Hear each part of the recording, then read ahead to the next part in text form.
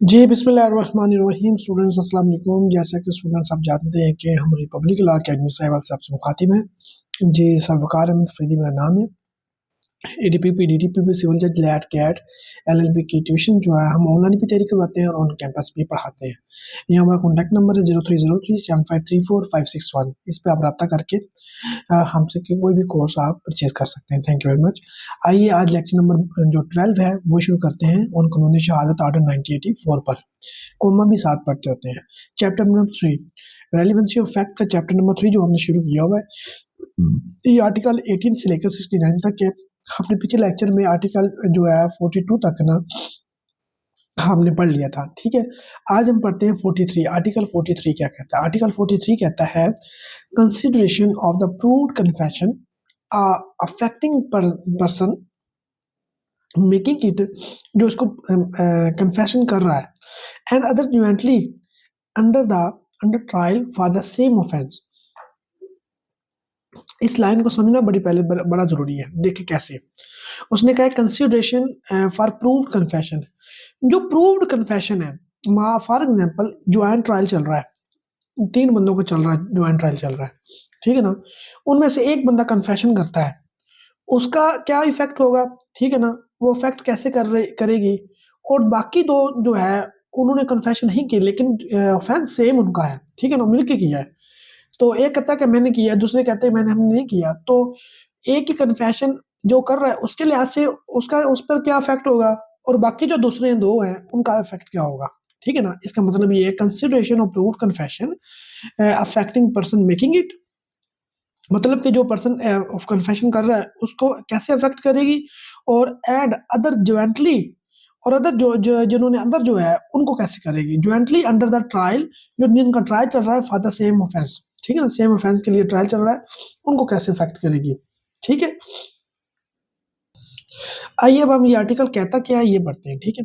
When more person than one, उसने कहा जब एक से ज़्यादा जो अशखास क्या करेंगे, आर बीइंग ट्राइड, उनको ट्राई किया जा रहा हो, जॉइंटली ट्राई किया जा रहा हो, ठीक है, फॉर द सेम ऑफेंस, एक ही ऑफेंस उन्होंने किया हो, ठीक है ना।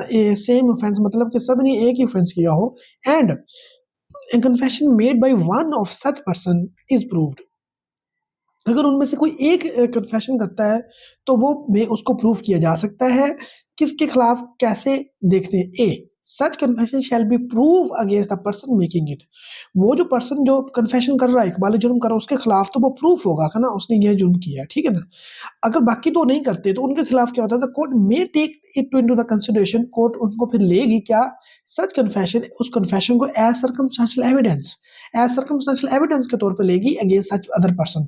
जो अदर पर्सन होंगे, जो 2 होता 4 और 5 और जितने भी होंगे, उनको उनको सर्कमस्टेंशियल एविडेंस के तौर पर लेगी, ठीक है ना। सर्कमस्टेंशियल एविडेंस के तौर के होते हैं, उनके खिलाफ एक सबूत मिल गया है कि इन्होंने किया है जॉइंटली मिलके, ठीक है ना। सर्कमस्टेंशियल जो वो सीसीटीवी भी हो सकता है, वो वकूआ पर कोई चीज़ भी उसकी मिल सकती है, जहाँ पे उसकी जो रिलेटेड जो चीज़ है, ठीक है। ये सारी चीज़ें होती है, उसको सर्कमस्टेंशियल एविडेंस के तौर पे लेगी, और जो पर्सन खुद कन्फेशन कर रहा है इकबाल उसको प्रूफ ले लेगी उनके खिलाफ, वो उसके खिलाफ प्रूव होगा, ठीक है ना, उसी शख्स, सिर्फ उसी शख्स के खिलाफ। एक्चुअली मैं गाजर खा रहा हूँ, शायद आपको टक टक की आवाज़ है ना खाने पीने की, तो माइंड ना कीजिएगा, ठीक है।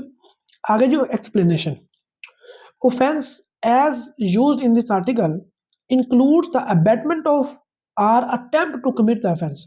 वो कह रहा है कि उसमें क्या है, दोनों आता है ऑफेंस में, कोई भी ऑफेंस हो किसी भी चीज का, जो क्राइम का, मतलब कि अबैटमेंट भी उसमें आ जाएगी। अगर किसी ने अपने अबैटमेंट भी किया है तो वो भी अटेम्प्ट टू कमिट किया है ऑफ द ऑफेंस का, ऑफेंस को कमिट अटेम्प्ट की करने की कोशिश की है, तो फिर भी वो भी इसमें आएगा ऑफेंस में शामिल, ठीक है। ये उसकी एक्सप्लेनेशन में था। एमसीक्यू नंबर 1 करते हैं।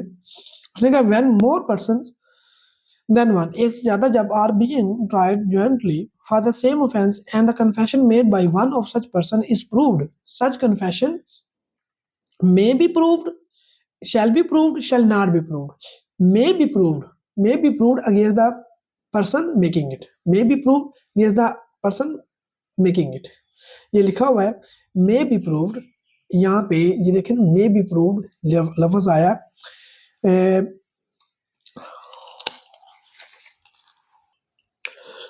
एक्चुअली यहाँ पे प्रूव्ड नहीं आना था, प्रूफ ही आना था। ये देखें शैल बी प्रूफ आएगा, ये देखें ना, शैल बी प्रूफ वो सबूत होगा, shall be proof against the person making it, है ना, against the person making it shall be proof आएगा, shall be proof, B option ठीक है जी। आगे चलते हैं जी, MCQ number 2, when more person than one are being tried jointly, अगर जब एक से ज़्यादा बंदे हों, उनको जॉइंटली ट्रायल किया जा रहा हो, उनका ट्रायल चल रहा हो, जॉइंट ट्रायल चल रहा हो, तो सेम ऑफेंस के लिहाज से, तो उनमें से कोई एक बंदा करता है, कन्फेशन करता है, तो उसके लिहाज से तो वो कन्फेशन होगी। अदर जो पर्सन है उनके लिहाज से क्या क्या होगी, सर्कमस्टांशियल इंफॉर्मेशन एविडेंस या सर्कमस्टांशियल एविडेंस के तौर पर, सर्कमस्टांशियल एविडेंस के तौर पर ली जाएगी उसको, ठीक है ना। आगे चलते हैं जी, आर्टिकल 44, आर्टिकल 44 ये कहता है accused person to be liable to cross examination. वो कह रहा है ऑल अक्यूज पर्सन, मतलब कि जितने भी अक्यूज पर्सन होंगे उनकी क्रॉस एग्जामिनेशन होंगे, ठीक है। All accused person including an accomplice, accomplice जो शरीक के जुर्म आर्टिकल 16 में हमने पढ़ा था, shall be liable to cross examination, उनकी भी क्रॉस एग्जामिनेशन होगी। यहाँ पे इलस्ट्रेशन पढ़ लेते हैं। A and B are jointly tried for the murder of C का मर्डर के लिए उनको इकट्ठा ज्वाइंट ट्रायल चलता है उनका दोनों का। इट इज प्रूव्ड, ये प्रूव्ड है कि दैट ए सेड, ए ने कहा B and I murder C, the court may consider the effect of this confession against B,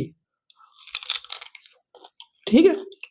अब बी के खिलाफ, यानी कि बी उनमें से कहता है कि उसने कहा ना, it is prove that A said B and I murder C, A ने कहा कि बी के खिलाफ वो ले सकती है, उसका इफेक्ट हो सकता है, मैं कंसीडर कर सकती है कि बी एंड आई मर्डर सी, कि मैंने और बी ने क्या मारा है, किसको, सी को मारा है, तो कोर्ट कंसीडर कर सकती है उसका इफेक्ट हो सकता है, उसका इफेक्ट होगा बी पर उसका, क्योंकि ज्वाइंट ट्रायल चल रहा है, उसको क्या लेगी, सर्कमस्टांशियल एविडेंस के तौर पे लेगी। आगे एमसीक्यू नंबर 3 पढ़ लेते हैं इसका, all accused person including an accomplice, B, A option ठीक है जी, ठीक है। All accused person including an accomplice shall be liable to cross examination, A option ठीक है जी। MCQ number 5, A and B are jointly tried for the murder of C, ठीक है। It is proved that A said B and I murder C. The court may consider the effect of this confession as against B. B option ठीक है जी।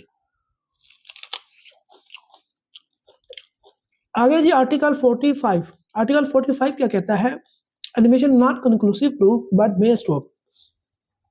उसने कहा जो admission है वो एक प्रूफ के तौर पर तो नहीं होता, लेकिन उसको स्टॉपर के तौर पर जरूर काम करता है। कैसे, admissions are not conclusive proof of the matters admitted, जो आपने एडमिट कर लिया, एडमिशन हो गया, वो कंक्लूसिव प्रूफ तो नहीं है, लेकिन but they may operate as a estoppel के तौर पर ऑपरेट कर सकता है। फिर आपने एक दफ़ा जो बात कह दी उससे आप वो कर नहीं सकते, under the provision here in content, ठीक है।